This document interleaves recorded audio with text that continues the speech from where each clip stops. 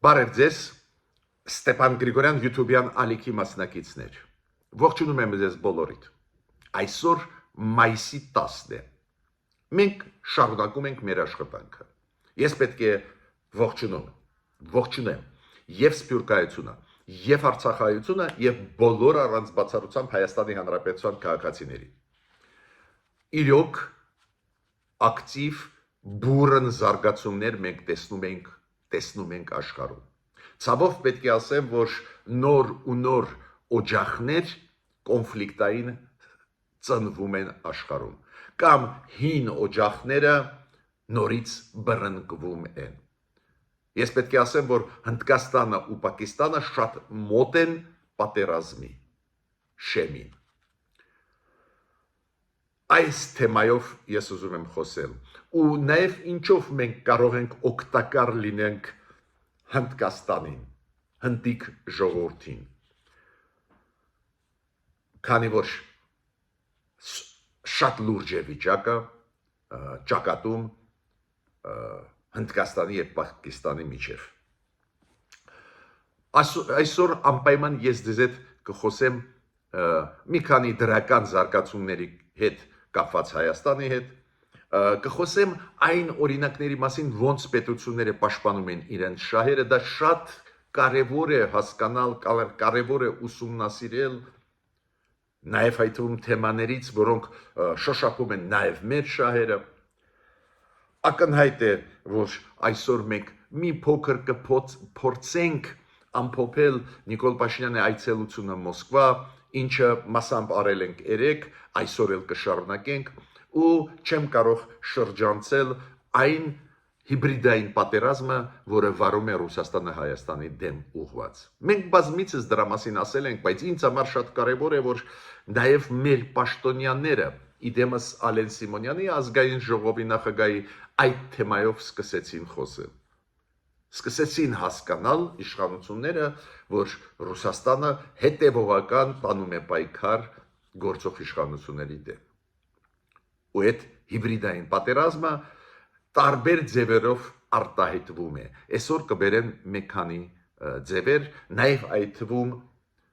ապակայնացում փորձում է արվել Հայաստանի ներսում, ել ավելի արճակատման դուրս բերել իրար դեմ այսօրվա իշխանությունների, նախկինների դեմ եւ հակառակը, ու ինչ հետևանքներ կարող է դա ունենալ։ Սկսում ենք այսօրվա մեր աշխատանքը։ Լիտվան դուրս եկավ հակահետևակային ականների մասին կոնվենցիայից, այդ հայտնի Օտավայի կոնվենցիան։ Իրոք ականները շատ մեծ վնաս են հասցնում ոչ միայն զինվորներին տարբեր երկրների, ու այդ ականների պատերազմները դուք գիտեք, լուրջ հետևանքներ է բերում, հետո երբ որ կոնֆլիկտները ավարտվում են, այս ականների վրա պայթում են ու զոհվում են շատ ու շատ քաղաքացիական մարդիկ, դա էլ շատ ցավոտ խնդրեմ է։ Դա է պատճառը, որ ծնվեց այդ գաղափարը հակահետևակային ականների մասին կոնվենցիան ստեղծել, այդ կոնվենցիան շատ երկրներ Օտավայի ստորագրեցին, հիմա գլխավոր թեման այդ կոնվենցիայի մասին չի, ինչքան այն փաստի մասին, որ այդ կոնվենցիայից սկսեցին դուրս գալ Բալտյան երկրները, Ֆինլանդիան եւ Լեհաստանը։ Ու դուք կարող եք ասել, բայց սրանք ժողովրդավարական երկրներ են, հենց իրանք են նաև այդ թվում բրթող առաջ այդ կոնվենցիան։ Այդ ինչ պատահեց, որ իրանք ստիպված էին դուրս գալ։ Լիտվայի Սեյմը երեք որոշում ընդունեց, որ իրանք չեղյալ են համարում իրանց մասնակցությունը այդ կոնվենցիայում։ Պատճառը կապված է այս երկրների անվտանգության հետ։ Դուք գիտեք, որ Ռուսաստանը եւ Բելարուսը տանում են շատ լուրջ հիբրիդային պատերազմ այս երկրների դեմ։ Ոչ միայն տարածում են սուտ լուրեր, ոչ միայն փորձում են ազդել ընտրությունների վրա այս երկրներում, ապակայունացնել ներսից, նաև հիբրիդային պատերազմը վարվում է այլ ձևերով, օրինակ Ռուսաստանն եւ Բելարուսը ինքնաթիռներով մեծ թվով փախստականներ բերում են արաբական աշխարհից, առաջի հերթին Իրաքից, ու լցնում են այդ մարդկանց սահմանները դեպի Լեհաստան, դեպի Բալտյան երկրներ, դեպի Ֆինլանդիա, քանի որ այդ երկրները ունեն սահմաններ կամ Բելարուսի հետ, կամ Բելարուսի ու Ռուսաստանի հետ։ Օրինակ, Ֆինլանդիան ունի մեծ երկար սահման Ռուսաստանի հետ, Լիտվան ունի սահման օրինակ նույն Բելարուսի հետ։ Ուրեմն մենք տեսնում ենք այս խնդիրները Բալտյան երկրներում, որոնք առաջացան Լեհաստանում, Ֆինլանդիայում, ու իրանք փորձում են պաշտպանվել։ Դուք հիշում եք, իրանք կառուցում էին պատեր, ուժեղացնում էին սահմանը, այդ փշալարները եւ այլ այդ կադրերը համոզված եմ, որ դուք տեսել եք, փորձում են պաշտպանվել այս անօրինական միգրացիոն process-ներից, որոնք շատ ապակայունացնում են ու լուրջ խնդիր են այդ երկրների համար։ Արհեստական բերված փախստականները այդ լուրջ պարզվեց խնդիր է։ Հիմա այս ձևով իրանք պաշտպանվում են։ Փորձում են նաև ականներ շարել սահմաններում, որ այս ձևի մեծ հոսքերը չլինեն, քանի որ այս վտանգի առջև պարզ է ուզած այդ փախստականները չեն հարձակվի, չեն գնա դեպի այդ երկրների սահմաններ։ Բարդ քայլեր են, բայց ստիպված են պետությունները պաշտպանվել։ Ես պետք է ասեմ, որ Լիտվան նաև որոշում ընդունեց ուժեղացնել իր սահմանապահների այդ խմբերը քանակը հենց սահմաններում, որ կարողանան վերահսկել իրենց սահմանները։ Տեսակ, ոչ միայն Հայաստանի առջև առաջանում են լրջագույն խնդիրներ, նաև Եվրամիության անդամ պետությունների առջև զարգացած դեմոկրատական ու իրենք ստիպված են փորձել լուծել հարցերը։ Դրական ինֆորմացիա մենք ունենք նաև Հայաստանի հետ կապված դրական ոնց է Հայաստանը զարգանում, ինչ որ քայլեր անում։ Օրինակ եվրոպական կա միություն դատավորների։ Այդ լուրջ կազմակերպություն է, շատ ազդեցիկ, դրա մեջ մտնում են եվրոպական երկրները, պարզ է, գրեթե բոլորը, ու Հայաստանում, Երևանում իրանք հիմա անցկացնում են իրենց տարեկան ժողովը, այդ միությունը եվրոպական դատավորների։ Ինչքան դա կարևոր է փորձի փոխանակում, որ մեր դատական մարմինները զարգանան, հասկանում եք բոլորդ, ես էլ, ուրեմն 34 եվրոպական երկրներից եկան դատավորներ, մոտավորապես 70 հոգի են, անչափ կարևոր միջոցառում, որը անցկացվում է հիմա Հայաստանում։ Փորձի փոխանակում, աշխատանք, տարբեր ոլորտների հետ կապված դատավորների աշխատանք։ Նաև Հայաստանը միացավ շատ կարևոր միջանցքային ծրագրերի, այդ տրանսպորտային միջանցքների ստեղծման ծրագրին։ Այդ ծրագրի մեջ կան Իրանը, Օմանը, Քաթարը, Թուրքմենստանը եւ Ուզբեկիստանը։ Շատ լավ է, որ մերոնք հասցրեցին մտնել միջև մտնելը այս միջազգային կառույց Ադրբեջանի։ Քանի որ Ադրբեջանը երբ որ մտնում է, հետո բլոկ է անում, չի թողնում, որ Հայաստանը այս ձևի միջազգային տրանսպորտ կոմունիկացիոն ակցիաներում մերոնք լինեն։ Լեհաստանը։ Երբ որ ես ասացի, որ գնում է պայքար, հիբրիդային պայքար, նաև այդ թվում տարբեր երկրների դեմ Ռուսաստանի կողմից, նաև Լեհաստանը։ Լեհաստանը բարձրացրեց հիմա մեծ աղմուկ կապված իրենց ընտրությունների հետ։ Դուք գիտեք, իրենց նախագահական ընտրությունները բարի բուն իմաստով 7-8 օրից են լինելու, մայիսի 18-ին Լեհաստանում։ Ու այս ընտրությունների հետ կապված, նախագահական ընտրությունների հետ կապված, Լեհաստանը ֆիքսեց ռուսական կիբեր հարձակումներ իրենց համակարգի վրա, պետական ինստիտուտների վրա, ֆիքսեցին հիբրիդային պատերազմ կապված տրամադրությունների հետ իրենց հասարակությունում։ Ու մեծ հիմա աղմուկ է գնում, նաև այդում դրա մասին հայտարարեց Տուսկը, Դոնալդ Տուսկը, Լեհաստանի վարչապետը։ Ես ինչի այդ օրինակը բերում եմ, այդ երկրներում ոչ միայն ֆիքսվում է, որ Ռուսաստանը օգտագործում է հիբրիդային մեթոդները ապակայունացնելու այդ երկրները, թիրախավորում է այդ երկրները, քանի որ այդ երկրները օգնում են Ուկրաինային,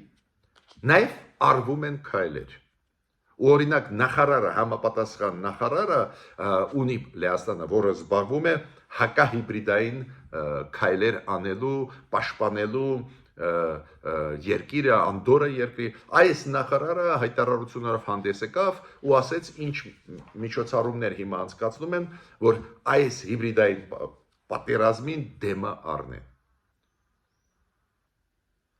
Մյուս հարցը, որի մասին ուզում եմ ասել, դուք գիտեք, կար այս ձևի հայտնի դեմք գիտնական մեծ մասշտաբի Ջոզեֆ Նայ, ցավով ինքը մահացել է, բայց ես ուզում եմ ասել, այդ մեծ գիտնական է, մի ժամանակ ինքը Բիլ Կլինտոնի ժամանակ նույնիսկ բարձր պաշտոններ է զբաղեցրել մի քանի տարի, Ջոզեֆ Նայ, բայց ինչով է ինքը հայտնի։ Ինքը պրոֆեսոր է, որը դասավանդում են 60 տարի Հարվարդի համալսարանում, ու այս մարդն է, որը նեոլիբերալիզմի գաղափարախոսներից մեկն է, գլխավոր գաղափարախոսներից մեկն է նեոլիբերալիզմի, то есть նոր իրավիճակում լիբերալ կոնցեպտի զարգացման հետ կապված, եւ ամենակարևորը փափուկ ուժի գաղափարախոսության հեղինակն է։ Այ երբ որ ասում են փափուկ ուժ պետք է կիրառել, նույնիսկ մեծ ուժեղ երկրները կիրառում են փափուկ ուժ, նույնիսկ մեծ ուժեղ համակարգերը, օրինակ նույն Եվրոպան։ Եվրոպան չի լուծում իր հարցերը ուժով, պատերազմներով, զենքով, այլ լուծում է բանակցությունների միջոցով, լուծում է տնտեսական փոխադարձ շահերի վրա հենվելով, առաջ տանելով մարդու իրավունքների գաղափարախոսությունը, բայց ոչ թե ուժով եւ այլն։ Այ դա կոչվում է փափուկ ուժ, ու դուք գիտեք, որ հաճախ դա քննարկվում է, հաճախ իրոք նույնիսկ մեծ խաղացողները կիրառում են փափուկ ուժ, այլ ոչ թե պատերազմով լուծում են։ Ուրեմն մեծ գիտնական էր, մեծ տաղանդավոր մարդ Ջոզեֆ Նայը։ Հիմա Հնդկաստանի կոնֆլիկտ։ Դուք գիտեք, Հնդկաստանը հայտարարություններով հանդես եկավ, այն ահաբեկչական ակտի, որը Պակիստանը իրականացրեց Կաշմիրում եւ Ջամա եւ Կաշմիրում, Հնդկաստանի դեմ, հնդիկների դեմ, Հնդկաստանը ցավով դա ընդունեց, Հնդկաստանը մի կողմից ասեց մենք չենք ուզում սրել այս կոնֆլիկտը, կոշտ պատասխանել այս ահաբեկչական ակտին, բայց մենք կպատասխանենք, դուք հիշում եք իրանք անցկացրեցին Սինդուր ռազմական օպերացիա հնդիկները, խոցեցին Պակիստանում եւ Ջամա եւ Կաշմիրում մի քանի ռազմական կետեր, որոնք կապված էին ահաբեկիչների հետ, ու իրանք ՄԱԿ-ի անվտանգության խորհուրդը տեղյակ պահեցին, կոպիտ ասած Հնդկաստանը պատասխանեց ուժով այս ահաբեկչական ակտին։ Մենք երեք խոսացել ենք, ով ոնց արձագանքեց, հիշում եք Թուրքիան, Ադրբեջանը կոշտ պրո-պակիստանյան դիրք գրավեցին, Հնդկաստանը պատասխանեց, այդ ձեզ ասեմ, Հնդկաստանը Ադրբեջանի ապրանքների ճանապարհը փակեց, հիմա Ադրբեջանը ունի ինչ որ առևտուր Հնդկաստանի հետ, այդ ապրանքները չեն կարող Հնդկաստան մտնել, Հնդկաստանը սանկցիա կիրառեց Ադրբեջանի դեմ, քանի որ Ադրբեջանը պաշտպանեց Պակիստանին միակողմանի սուբյեկտիվ, նույնիսկ Պակիստանի դեսպանը Բաքվում բողոքում էր, ասում էր, այդ ոնց Հնդկաստանը ձեր դեմ քայլ արեց, այդ վատ քայլ է։ Պետք է ասեմ, որ Հնդկաստանի տուրիստական գործակալությունները հրաժարվում են հիմա սպասարկել հնդիկներին, ովքեր տուրիզմով մտնում էին Թուրքիա, Ադրբեջան, իրանք բոլորը դադարեցրեցին այդ պակետները տուրիստական խմբեր ուղարկել Ադրբեջան եւ Թուրքիա։ Հնդկաստանը հիմա անում է սանկցիոն քայլեր Ադրբեջանի եւ Թուրքիայի դեմ, ովքեր պաշտպանել են միակողմանի Պակիստանի։ Այո, լարված է վիճակը։ Հայաստանի հայտարարությունը մեր արտգործնախարարության լավն էր, մերոնք դատապարտեցին ահաբեկչությունը։ Ես համարում եմ մենք ել ավելի շեշտադրված պետք է աջակցություն տանք Հնդկաստանի, քանի որ Պակիստանի հետ ոչ ունենք դիվանագիտական հարաբերություններ, ու ես ձեզ զգուշացրել եմ, Պակիստանը բոլոր միջազգային ակցիաներում կոշտ մեր թեմա ելույթներ ունենում։ Ուրեմն մենք ավելի հստակ պետք է Հնդկաստանը պաշտպանենք։ Դուք գիտեք, մեր անվտանգության խորհրդի քարտուղարը Արմեն Գրիգորյանը վաղը չեմ յուսոր մեկնում է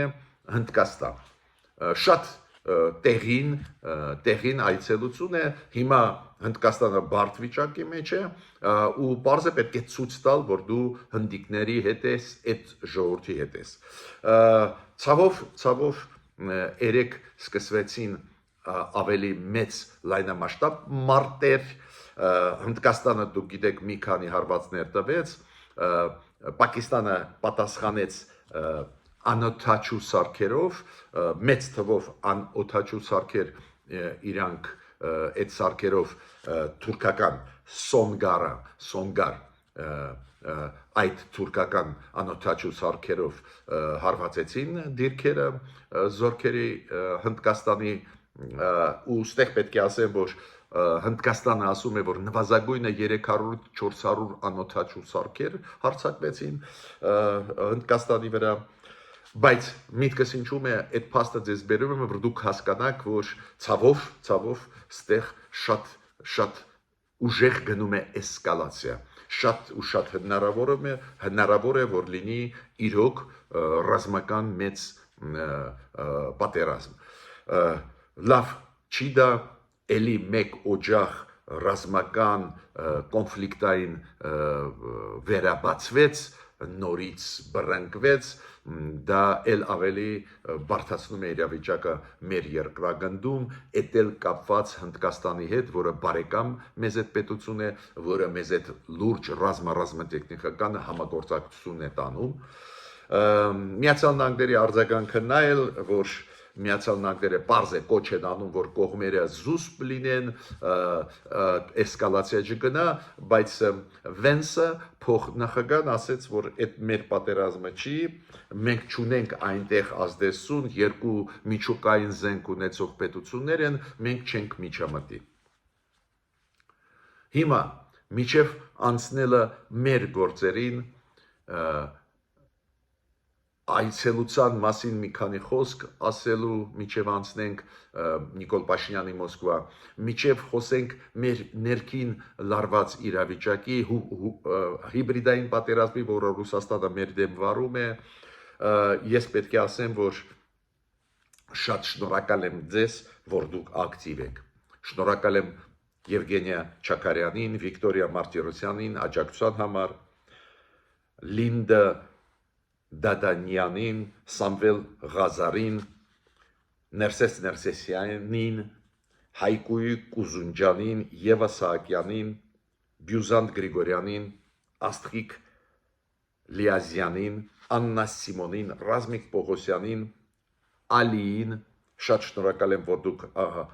ակտիվ եք, բաժանորդագրվում եք, կիսվում եք, լայքում եք, դա անչափ կարևոր է։ Նաև շնորհակալ եմ Ասիա Ալեքսանյանին, որը Բելգիայից է, ուշադրության համար, լավ հետաքրքիր կոմենտների համար։ Ալլա Պայա ասեց Նիկոլ Փաշինյանը կարող է գնաց Մոսկվա արտահայտվելու համար, իր կարծիքը ասելու համար։ Մայան ասեց, պարոն Գրիգորյան, կարող է Նիկոլ Փաշինյանը նստած էր Մոսկվայում Լուկաշենկոյի կողքը, դա կապված է պրոտոկոլի հետ, արարողակարգի հետ, որ այդպես ստացվեց։ Յանա Ահաջանյանը արձագանքեց, ասեց, պարոն Գրիգորյան, դուք ճիշտ եք ասում, շատ մեծ լումա ունի հաջորդը, ինքը ասեց իմ հոր եղբոր, խոսեց իր հոր եղբոր մասին, Անդրանիկ Մանուկյանի մասին, որը Ծագումով Սյունիքից է, որը հասավ պատերազմի ժամանակ Սովետական միության հերոսի կոչմանը։ Շնորհակալ եմ, որ դուք արագ այդ ամեն ինչի արձագանքում ենք։ Պետք է ասեմ, որ մեր հարցումը, որը մենք անցկացրեցինք, գնա թե չգնա Նիկոլ Փաշինյանը 10,000-ից ավել բաժանորդագրված YouTube-յան ալիքում Ստեփան Գրիգորյան, դուք մասնակցել եք 10,000-ից ավել մարդ ու գերակշռող մեծամասնությունը մոտավորապես 88-87% ասեցիք, որ պետք չի գնալ, կողմեին մոտավորապես 10-11%, բայց ես ստեղ ինչ եմ ուզում ասել։ Մեր ուժը ձեզ հետ նրանում է, որ մենք փորձում ենք առաջարկություններ անել կառավարությանը։ Մենք չենք փաթաթում կառավարության վզին ոչ մի բան, բայց մենք ասում ենք, հաշվի առնելով իմ փորձը, մեր YouTube-յան ալիքի մեծ ինտելեկտուալ պոտենցիալը, մենք ասում ենք մեր կարծիքը, մեր մտավախությունները, մեր առաջարկությունները, օրինակ, հիշում եք, մենք ձեզ հետ խոսել ենք դրա մասին, ու ես ձեզ ասել եմ, որ ուղղակի Պուտինը այդքան զբաղված կլինի շքերթով ռազմական, ու այդքան զբաղված կլինի բանակցություններով Սի Ցզինպինի հետ, Չինաստանի նախագահի, որ բոլոր այլ մասնակիցները երկրորդ պլանում կլինեն, ու դուք դա տեսաք, մոտավորապես 25 երկրներից ղեկավարներ էին, ինչ որ աֆրիկյան երկրներից, ինչ որ ասիական երկրներից, բայց դուք տեսել եք, որ ինչ որ մեծ ուշադրություն դարձնեն Սի Ցզինպինը ու Պուտինը իրանք իրենց հարցերն են լուծում։ Դա է պատճառը, որ Նիկոլ Փաշինյանի մոտ ոչ էլ հանդիպումներ եղան, ու ես ճիշտ էի, չի ասցնի։ Հիշում եք Նիկոլ Փաշինյանը մինչև գնալը ազգային ժողովում, երբ որ մայիսի 7-ին իրան հարց տվեցին, նախատեսված են այնտեղ հանդիպումներ, ինքը ասում է դեռ չէ, բայց ես ուզում եմ օգտագործել այդ պահը ինչ որ լիդերների հետ հանդիպեմ։ Ու ես զգուշացրեցի ֆիզիկապես չես կարողանալու Նիկոլ Փաշինյան։ Մենք մեծ փորձ ունենք միջազգային մեծ ֆորումների մասնակցելու, էտել այս անգամ, երբ որ Պուտինի ցանկություններ աշխարհին ցույց տալ, որ ինքը բանակ ունի, որ ինքը իզոլյացիայի մեջ չի, մեկուսացման մեջ չի, ինքը ինչ որ Հայաստանի մասին պետք է մտածեր, հաշվի առնելով, որ իր եղբայրն է Ալիևը եւ Էրդողանը, եղբայրներն են։ Ու այդպես էլ եղավ, Նիկոլ Փաշինյանը ոչ ոքի հետ չհանդիպեց, նույնիսկ ոտի վրա ինչքան հասկացա չեն եղել ինչ որ քննարկումներ իր մոտ, ու մենք ճիշտ կանխատեսել ենք, դա քննադատություն չի, ուղղակի մենք կանխատեսել ենք, որ դրանից դու ոչ մի դրական բան չես քաղի այս այցելությունից, բացի բացասականից։ Պարզ է, շատ ցավոտ դա ընկալվեց Եվրոպայում, Ամերիկայում, ես ուղղակի գիտեմ, ես երեկվա օրը ստացա մի քանի արձագանքներ եվրոպական օրինակ երկրներից, շատ ցավոտ ընկալեցին, քանի որ Մոսկվա գնալը իրանք չեն քննադատում, իրանք քննադատում են այդ ռազմական շքերթի մասնակցելը, երբ որ Ռուսաստանը ոչնչացնում է Ուկրաինան։ Այդ անընդհատ խաղումներ եւ Պուտինի ելույթում եւ այդ զորքերը երբ որ անցնում էին, դիկտորը անընդհատ ասում էր այդ հատուկ օպերացիայի ռազմական, որը իրականացվում է Ուկրաինայում, պարզա շատ ցավոտ դա, դες մի իմիջային կորուստ մենք ունեցանք, բայց դրա փոխարեն ոչ մի հանդիպումներ չեղան։ Էդ էլ Ալիևը վերջի պահին չգնաց, իր ռեյտինգը էլ ավելի բարձրացավ աշխարհում, որ ինքը ինքնուրույն է։ Այո, ավտորիտար ռեժիմ է այնտեղ, ոչ ոք չի գովում այդ ռեժիմը, բայց ինքը ցույց տվեց, որ ինքը կարող է չգնալ։ Հիմա Նիկոլ Փաշինյանը ունեցավ այդ պաշտոնական իր ասածից, ասում եմ, մեկ հանդիպում մեր հայկական վետերանների հետ, Խաչիկ Օվակիմյանի եւ Վալոդիա Գսպոյանի հետ։ Նախ մեր վետերաններին երկրորդ համաշխարհային պատերազմի ես ուզում եմ շնորհավորել 80-ամյակի կապակցությամբ այդ հաղթանակին, նաև ցանկանում եմ առողջություն իրենց։ Առողջ լինեն, ինչքան երկար ապրեն, մեզ համար այդքան բոլորից լավ։ Բայց ուզում եմ ասել, այս մեր վետերանների հետ Նիկոլ Փաշինյանը կարող էր հանդիպել Հայաստանում։ Ուրեմն, ստեղ նյուանսներ կան, որոնց մասին ես միշտ ասում եմ, անցուդարձները միջազգային շատ կարևոր են, ամեն մի խոսք, ամեն մի գլխի շարժումը նույնիսկ նշանակություն ունի։ Նայեք, ամբողջ աշխարհը ոնց ուշով հետևում էր ինչ է ասելու Սի Ցզինպինը Մոսկվայում։ Ինչ է խոսալու Ուկրաինայի մասին, միջալտ շատ հավասարակշռված ելույթ էր Ուկրաինայի կոնտեքստով։ Ոչ մի պրո-ռուսական կոնտեքստ չկար։ Իդեպ ասեմ ձեզ, Ուշակովը օգնականը Պուտինի ասեց, որ Պուտինը եւ Տրամպը իրար շնորհավորեցին օգնականների միջոցով։ Պարզ է, Տրամպը ուղիղ կապ չէր հաստատի, քանի որ Պուտինը իրան անընդհատ խափում է, գցում է, պարզա Տրամպը չէր հեռախոսազանգով Պուտինին շնորհավորի, բայց օգնականների միջոցով իրար շնորհավորեցին։ Ուկրաինայի դեսպանը Բաքվում շնորհակալություն հայտնեց Ալիևին, Իլխամ Ալիևին, որ չգնաց Մոսկվա։ Ես ուզում եմ նաև անդրադառնալ, ավարտելով այս թեման, ճիշտ էր գնալ, ճիշտ չէ, իմ կարծիքը դուք գիտեք, բայց դուք ժողովուրդ ընտրեցիք այսօրվա իշխանություններին, այսօրվա իշխանությունները մանդատ ունեն, իրանք իրանց քայլերը անում են։ Ես այսօր էլ պնդում եմ, Մոսկվա գնալը, երբ որ կար ռազմական շքերթ, սխալ էր, ու մենք իմիջային կորուստ կունենանք, բայց դրա փոխարեն ոչ ոքի հետ չհասցրեցինք շփվել։ Եթե Նիկոլ Փաշինյանը մտածում էր, որ կարող է հասցնի Սի Ցզինպինի հետ խոսալ, դա միամիտ մոտեցում է, ուրեմն խորհրդականները իրան չհուշեցին, որ այս զբաղված պահին ոչ Պուտինը Իրանով կզբաղվի, ոչ Բրազիլիայի նախագահան, ոչ էլ Սի Ցզինպինը Չինաստանի ղեկավարը։ Ես ավելին ձեզ ասեմ, գաղտնիք բացեմ, նույն Վուչիչը Սերբիայի նախագահան հանդիպեց եւ Սի Ցզինպինի հետ առանձին, դա բանակցային process էր, եւ Պուտինի հետ, եւ Բրազիլիայի նախագահի հետ, եւ Ղազախստանի նախագահի հետ։ Դες մարդիկ ունեին հագեցած օրակարգ օգտագործեցին։ Մենք գոնե այսօրվա տվյալներով եւ պաշտոնական տվյալներից եմ օգտվում, նաեւ այդ տվում ոչ մի հանդիպում մենք չունեցանք։ Ուրեմն գնացինք իմիջային կորուստ ունեցանք միանշանակ, բայց դրա փոխարեն ոչ մի բանակցություններ, ոչ ոքի հետ չհանդիպեցինք ու վերադարձանք։ Այդ իմ կարծիքն է։ Այո, իշխանությունը ընտրված է, իրավունք ունի իր քայլերը անել, ժողովուրդը իր խոսքը կասի ընտրությունների ժամանակ։ Ես որպես փորձագետ պնդում եմ, որ Ռուսաստանը քանի որ մեր դեմ է, կոշտ մեր դեմ է, իմաստ չունի այս ձևի ռևերանսներ իօքուտ Պուտինի անել, որ Պուտինը փոխի կարծիքը։ Պուտինը չի փոխի կարծիքը Նիկոլ Փաշինյանի նկատմամբ։ Հիմա, գիտեք, ինձ շատ մտահոգում են վերջի ժամանակները այն process-ները ներքին քաղաքականության մեջ,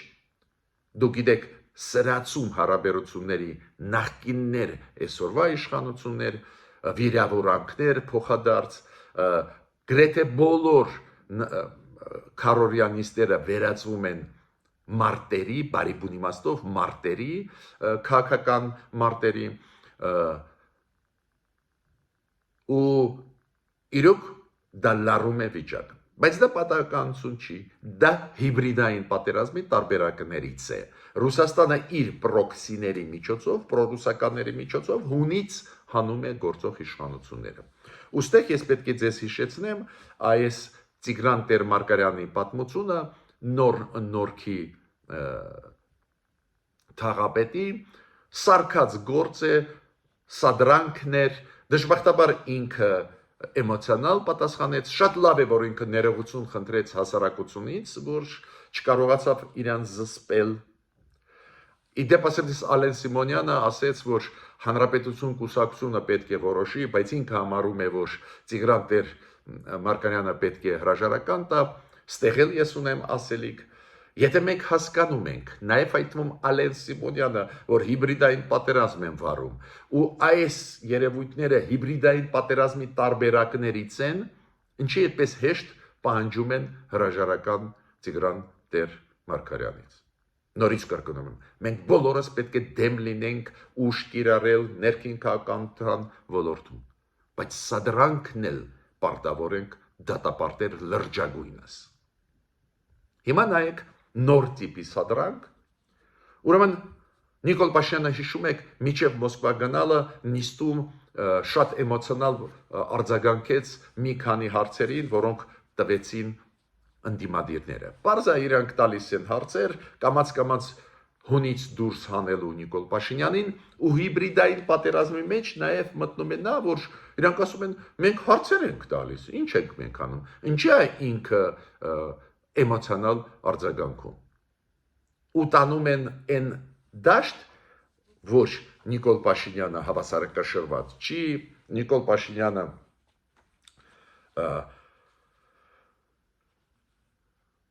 հոգեբանական ծանր վիճակում է, այն բարերը, որ իրանք օգտագործում են, չեմ ուզում ասել։ Նիկոլ Փաշինյանը շատ տրամաբանական հասարակ բան է ասում։ Եթե դուք ինձ մեղադրում եք, ես կարճ եմ տալիս այդ ինֆորմացիան, ինքը երկար սիրում է խոսել, Նիկոլ Փաշինյանը երկար պատասխանում, ես շատ կարճ ասեմ։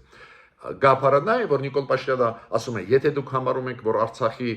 հանձնման կորստի հետ կապված ես եմ մեղավոր, ես պատրաստ եմ 3 նախագահների՝ Լևոն Տեր-Պետրոսյան, Ռոբերտ Քոչարյան, Սերժ Սարգսյան, բանավեճի դուրս գալ եթերով ու բավական էմոցիոնալ շատ պատասխանում էր մի քանի ընդդիմադիրների, պրոռուսական ընդդիմադիրների հարցերին ազգային ժողովին։ Ու հիմա արձագանքը Ռոբերտ Քոչարյանի գրասենյակից, այդ գրասենյակի ղեկավարը ասում է մենք առաջարկում ենք Նիկոլ Փաշինյանին հոգեբուժարան այցելել։ Հոգեբուժարան այցելել։ Ավելի ուշ նաև ՀԱԿ-ի Լևոն Տեր-Պետրոսյանի այդ կուսակցության ներկայացուցիչները ասեցին, որ հոգեկան հանգարումների մեջ գտնվող մարդը չի կարող կառավարել ու ինչ որ զարգացում են այդ մտքերը։ Նայեք, հիբրիդային պատերազմի մեջ նաև մտնում է այս ձևի պայքար։ Երբ որ դու հունից հանում ես քո օպոնենտին կամ քո ընդդիմադիրին, հունից հանում ես կամ կառավարության ներկայացուցիչներին ու հետո ասում ես դե ինքը հավասարակշռված քաղաքականություն չի վարում, ինչ որ հոգեկան խնդիրներ ունի, խանգարումներ եւ այլ։ Դա էլ մտնում է այդպես կոչված հիբրիդային պատերազմի մեջ։ Սովետական միության ժամանակ շատերը մոռացել են, Սովետական միության ժամանակ շատ ու շատ դիսիդենտներին, մարդկանց ովքեր քննադատում էին Սովետական միությունը,